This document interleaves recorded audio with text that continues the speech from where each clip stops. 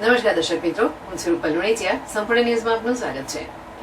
Palanpur highway પર આવેલા aroma circle ઉપર થતી ટ્રાફિક સમસ્યા નિવારવા માટે સરકાર દ્વારા જગાણા નજીકથી ખીમાણા સુધી બાયપાસ રોડ મંજૂર કરવામાં આવ્યો છે. જોકે આ બાયપાસ રોડને લઈને ખેડૂતો વિરોધ નોંધાવી રહ્યા છે. ખેડૂતોનું કહેવું છે કે જે 25 કિલોમીટરનો બાયપાસ રોડ નીકાળવામાં આવી રહ્યો છે, જેમાં ખેડૂતોનો આક્ષેપ છે કે ઘણી જગ્યાએ 300 ફૂટનો રોડ નીકાળવામાં આવે છે, તો ઘણી જગ્યાએ 200 અને 100 ફૂટનો રોડ નીકાળવામાં આવે છે, જેના કારણે ખેડૂતો સાથે અન્યાય થઈ રહ્યા છે. ખેડૂતોની જમીન કપાતા અમુક ખેડૂતો જમીન વિહોણા તેમજ પાણીના બોર નીકળી જતા પાણી વિનાના બની જતા હોય તેવા આક્ષેપો સાથે સરકાર સામે સૂત્રોચ્ચાર કરી કલેક્ટરને આવેદનપત્ર આપી રજૂઆત કરી હતી. તેમજ બાયપાસ રોડની કામગીરી સંતોષકારક કરવામાં નહીં આવે તો ઉગ્ર આંદોલનની ખેડૂતોએ ચીમકી પણ ઉચ્ચારી હતી.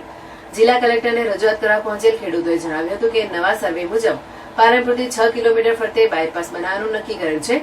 ખેડૂતો માટે ખેતરોમાંથી બાયપાસ નીકળે છે. કોઈપણ પ્રકારની નોટિસ પણ અમને આપેલ નથી.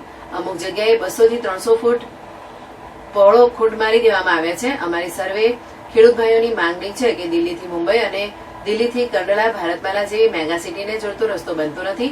આ તો ખાલી બાયપાસ જ બને છે. આવા મેગા સિટીઝને જોડતા રસ્તાઓ પણ આટલી પહોળાઈવાળા જમીન સંપાદન કરવામાં આવેલ નથી. આવા બાયપાસ ટ્રાફિક નિવારણ હળવું કરવા માટે બને છે, તો અમારી જગ્યા વધુ ન કપાય તે માટે અમારી માંગણી છે.